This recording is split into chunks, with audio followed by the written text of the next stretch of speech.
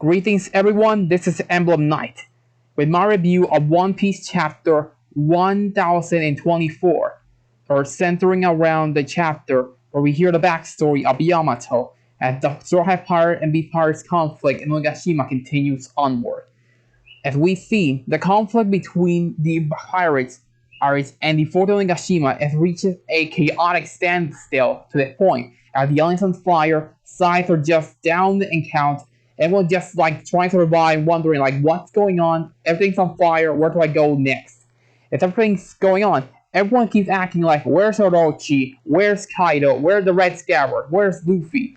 No one knows where everyone are. Broke is with Robin because she's exhausted from her battle with Black Maria. Frankie is helping some of the samurai fight the remaining beast pirates from the live hall, and everyone's just in complete panic and just trying to regroup. In the meantime, King and Queen Zoro and Sanji's battle just still continues.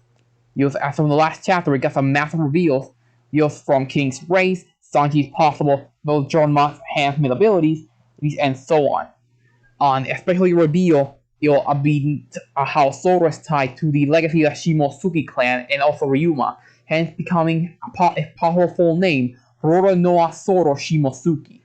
But part of all of this last chapter revealed some big stuff what happened with Momo regarding that he asked Shinobu to use the power from age fruit to advance it to the age of 28, and where she was crying because she's like, you look just like, and we can match it. Momo in the age he's turning out, he looks just like Odin, but not without his silly like plate style hair mask, just with his silly little top now they like bowl cut.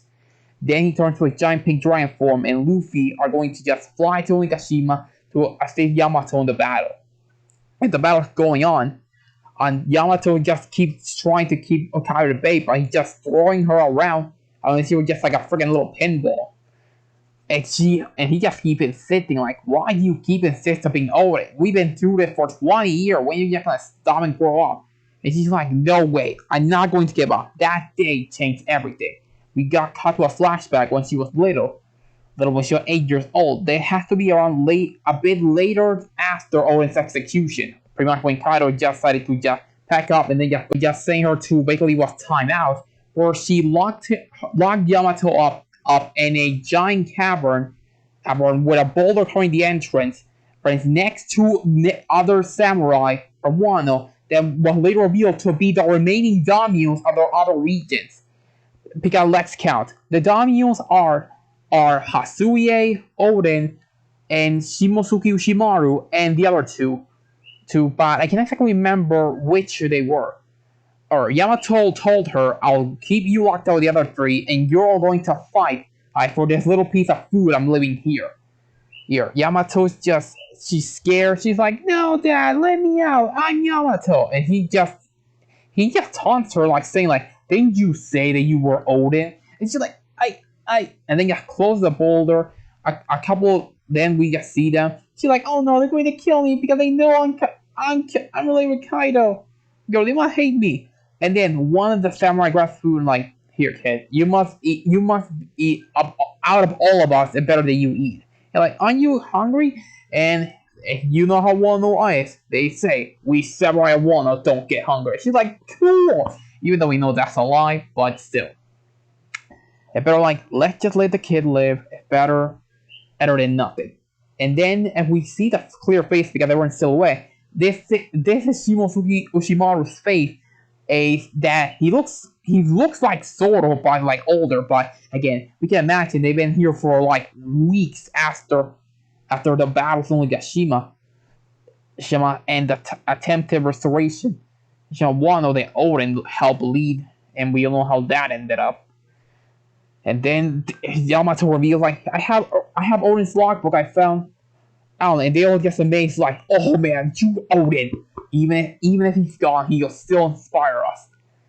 And then they take up arms and tell Yamato, if you wish to have Odin's will, that's okay. It's not a matter of you being related to him or no. Just having that belief of his dream and freedom. That's more enough. And then the samurai just bust out the boulder are going to attack. And we can like guess like how things happen. They went to fight, and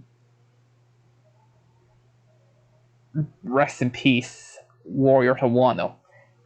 And one thing that I love this flashback confirm is like we've seen scenes and we've seen her fight Kaido, but confirm Yamato does have conquerors,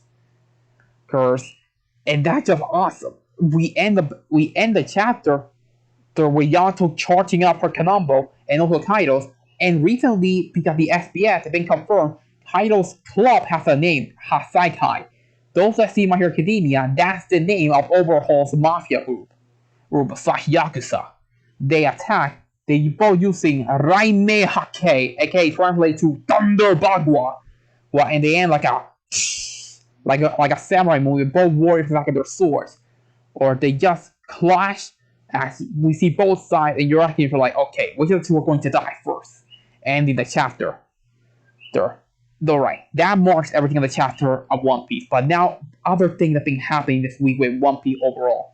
The creator of Nisekoi illustrated a reimagining of chapter 216, the end chapter of the Alabasta saga, where everyone has to leave and say farewell to Vivi, with the iconic and a fist up, we shall always be Nakama, with the X cross in their hand.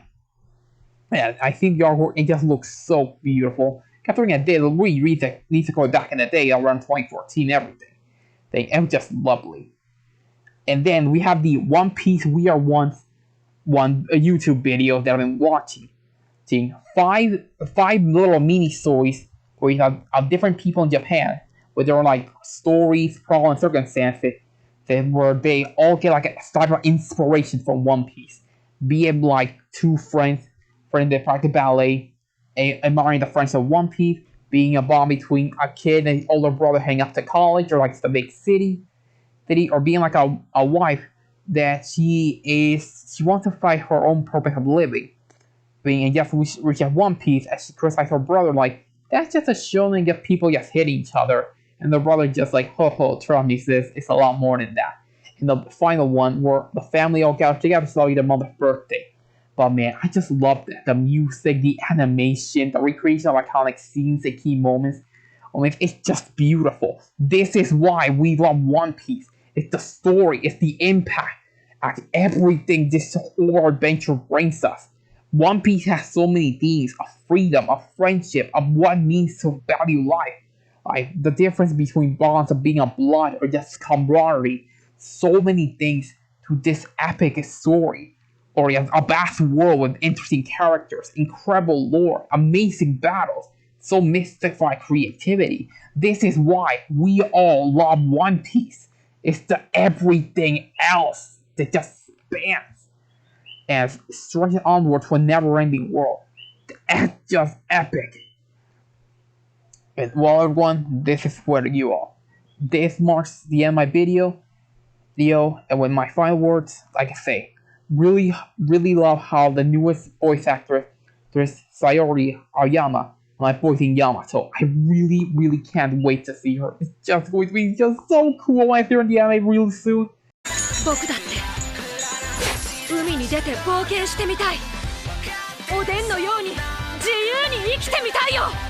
Soon, well, take you all. This is Emblem Knight. Farewell.